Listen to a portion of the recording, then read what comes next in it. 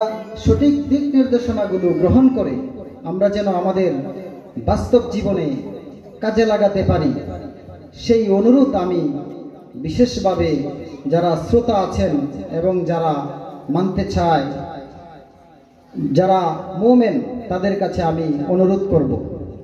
বর্তমান প্রেক্ষাপটে বহু ওয়াজ দেশের মধ্যে হয়, পাড়া মহল্লা, গ্রামে, ইউনিয়নে, উপজেলায়, জেলা কেন্দ্রিক বিভিন্ন সময় আমরা ওয়াজ মাহফিলে যাই, কিন্তু ওয়াজ মাহফিলের শ্রোতা হয় দুই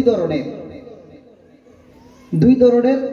এক ধরনের শ্রোতা হলো আমি ওয়াজ শুনবো, আরেক ধরনের শ্রোতা হচ্ছে না, আমি শুধু শুনবো না, আমি মানব। বর্তমান প্রেক্ষাপটে এবং বর্তমান সময়ে যারা শুনে, ওয়াজ শুনে, ওই ধরনের শ্রোতা অনেক বেশি,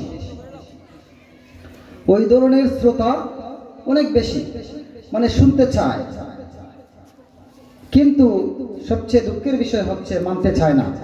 আমরা যদি মানি এবং আমাদের ব্যক্তিগত জীবনে এই আলেম উলামাদের ওয়াজকে আমরা কাজে লাগাই, ব্যক্তিগত জীবনে অ্যাপ্লাই করি, তাহলে আমরা আমাদের জীবনকে পরিবর্তন করতে পারবো।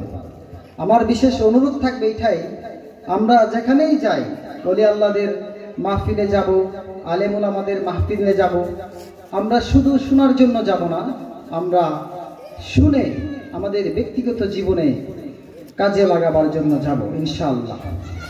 এখানে 5টা